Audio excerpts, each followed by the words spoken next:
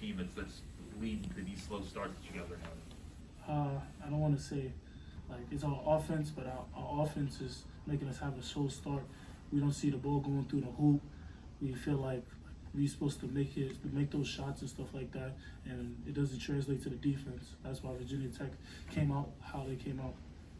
What kind of flip was switched? Was it something in the locker room, or what felt different, I guess, to start the second half that rolled into it? Yeah, we had a talk in the locker room. Today I actually spoke up and said some words to my teammates about like just playing. Sometimes we feel like robots and doing the stuff like within the play. We just got to be aggressive and take the open looks.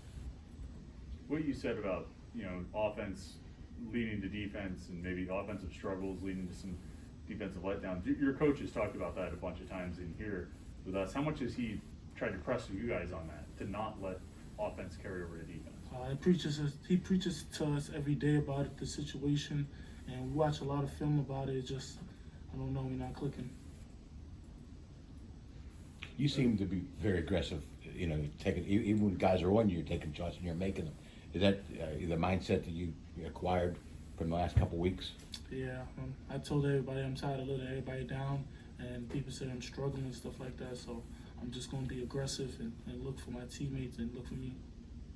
Femi, as a leader on this team, what will you do, or what do you think you guys will do before the game starts on Monday to have a better start? I'm actually going to talk to everybody like in a group and tell them what it is before the game start, and it's just going to have to play out like that. When you have a second half like you had tonight, does that make you want to, get the rematch sooner? Like you want to play them tomorrow if we have to, right? Yeah, I feel like we got to come back out and try to get the win. We've been struggling, and I feel like we could beat this team, so we just got to do the little things to win. What are things that you've seen from John that he has to improve as a teammate? Because you've commented before about things like when he picked up his play, you pointed out like, hey, these are things we've been talking to him about. He only had 2 points today because wasn't doing as well on defense. What are you telling him as a teammate to help him do that? His positivity. He always got to have his head up, even though it's not his night. Maybe he's turning it over and not scoring. He just got to keep being the person we know, the energy guy, smiling around, just being the good teammate that he is. Do you think he puts his head down sometimes in those rough points? Yeah, I think he puts too much pressure on him, so he gets frustrated when he turns over the ball and just not playing how he wants to play. So he just put more pressure on him. It seemed like there were times that you and Jamaris were like feeding off of each other.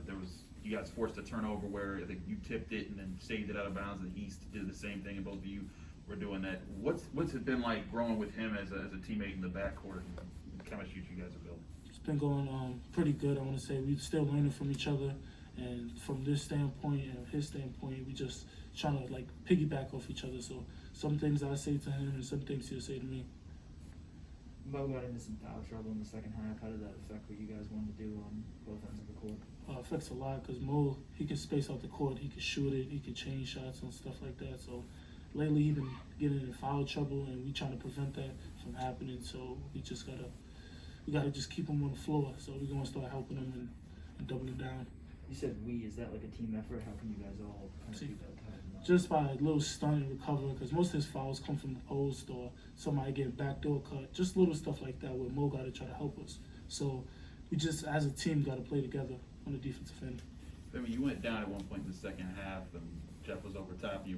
Can you explain what happened in that sequence and what was hurting when you went to the locker room? What allowed you to come back out? I rolled my ankle again, and lately it's just been rolling it this whole season, and it's just been in pain. And he came over to me and started talking to me, just telling me to breathe, be calm, stuff like that. And the funny person I am, I started thinking about Paul Pierce, because for some reason, when Paul Pierce came out the tunnel, he had a wheelchair, came out the tunnel and started playing again. It just made me think of that moment. And I saw the score, and I didn't want to let nobody down, so I just got up, and my trainer and I just retaped it again and took a Tylenol, and I went right back out. Did you have a level of pain in the second half when you came back? Yeah, but I got to fight through it.